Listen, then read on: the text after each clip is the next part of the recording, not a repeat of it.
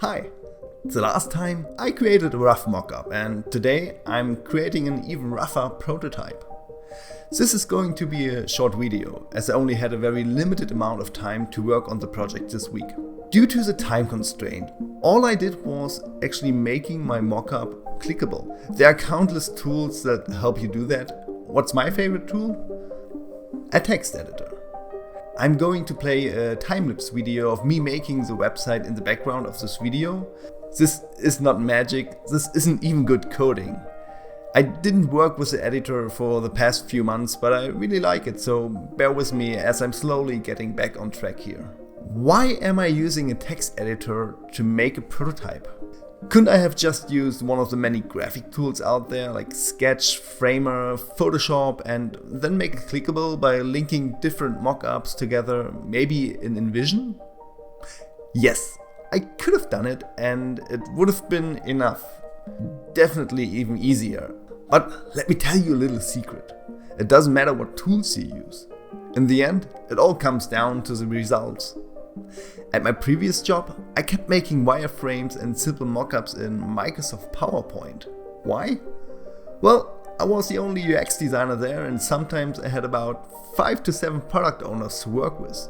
I couldn't possibly work on all the projects all the time in the same level of detail that I would have liked. Thinking about my work and the discussions I had with the product owners, I noticed that after the initial drafts and wireframes, I often only needed to change small things, so they could then go ahead and bring it into production with the development teams.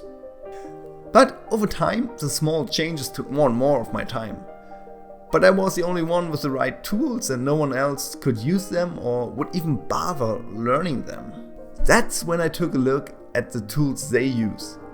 They in a way were my users, and in order to make the onboarding as easy as possible for the product owners, I wanted to know what tools they were familiar with. Turns out they often had to create presentations, and it seemed that Microsoft PowerPoint was the closest thing to a graphics program they had, and they used it on a regular basis. So I started making my wireframes and low fidelity mockups in PowerPoint. Heck, you could even make prototypes with PowerPoint by defining clickable elements and linking different slides together. It actually was quite powerful. You could arrange things quite easily and basically could do what needed to be done for a lot of the things I needed to deliver. And the best part? After presenting my work to the POs and discussing different solutions, they themselves could then quickly implement the last changes while I could already work on the next project. I even started giving short presentations about the powers of PowerPoint and helped them get creative with the tools they already had. Long story short, be aware of your users and make them happy. If you have a MacBook, you could even use Apple's Keynote. It has even better options for wireframing and prototyping. Just Google it and you'll find a few examples. As you can see, my struggle in this video with the editor is also slowly coming to an end. I kind of got stuck with making the video player on the site responsive, but finally found a good solution online. Back to the question from the beginning. Why am I using a text editor? To me, it usually gives the result a more realistic feel to it. I used to make high-fidelity prototypes with just HTML, CSS and JavaScript, and was able to show all the possible interactions that the final product would have. That helped a lot in the discussion, and I was able to conduct usability tests with that, and it felt quite realistic. And don't think you can only make websites this way. You can make apps and basically make any computer software this way. That's quite a versatile tool. And it also helps in understanding the constraints developers might face when implementing your designs. It helps so much to understand even just the basics of making websites. This way, you become aware of the constraints the environment you're building for has. But in the end, it doesn't matter. The tools you use don't matter. The results do.